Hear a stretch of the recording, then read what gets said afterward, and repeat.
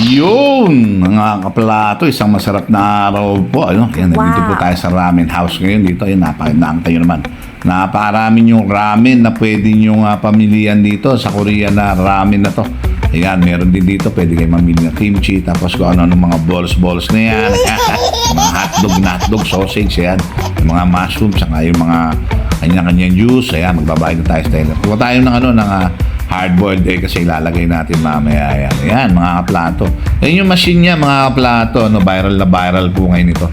Ayan, ganyan lang po ilalagay niyo. Parang kawaling may tenga na yan. Excuse me Ayan po. Tapos lagay nyo na yung lagay na natin yung noodles, no?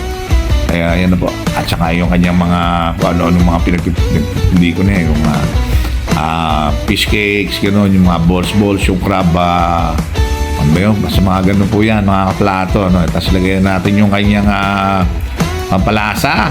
Ayan, yung powder. Sarap siguro sa yung ting yan. Maakang yan, mga kaplato. Pasok niya yan. Ayan, siyempre, ganyan, no? Ngayon, pipindutin nyo lang dito yan, no? Ayan.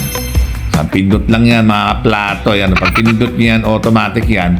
Meron lalabas ng tubig yan. Ayan, tapos mag-aarga ng tubig yan. Sakto-sakto naman yung tubig yan, mga kaplato. Ngayon, ilagay natin yung maliliit na mushroom na. Ayan, mga kaplato. Nakita nyo naman, Oh.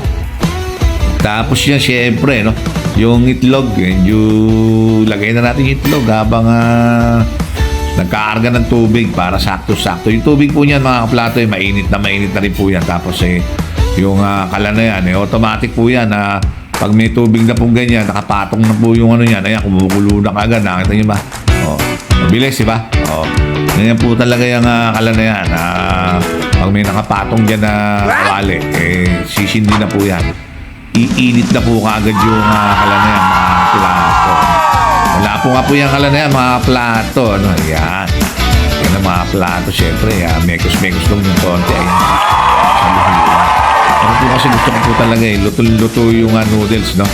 Syempre, instant noodles na nga lang kaya talaga niluluto ko siya mahirap tunawin. Bitukan natin yung ramen na yan, yung noodles na yan. Kaya ang gawin nyo lang, lutuin nyo lang siya mabuti, mga kaplato. Advice ko lang naman yun. Kanya-kanya naman yan. Yung iba kinakain nga ng hilaw yan. Hindi lang tayo makain ng hilaw, Tayo sa talagang lutong-luto para malambot. Ayun, gusto ko yun yung may fish cake na yung itlog. Saka yung crab balls mo yan. Gusto ko yan, mga kaplato. Ayan. Halu-haluin nyo lang ng konting ganyan. Migus-migusin nyo lang siya. Ayan, mga kaplato. Titignan natin unang hinto sa bawa. Yun! Mahang mga kaplato. Tsaka mainit ang bagay na bagay sa panahon ngayon, mga kaplato. Talaga naman ang sarap ng sabaw. Kaya ang tayo, sunod-sunod na subo ko talagang tatikman naman natin yung ating noodles, no? Ayan, ang tayo naman mga kaplato. Ginamitan ko. Wow, ang haba na noodles, mga kaplato. Mula pa rin hanggang ulo. Wow, init. Paso ako. Siyempre, mga kaplato. Kala ko ba naman kaya-kaya na Oh, wow, di talaga.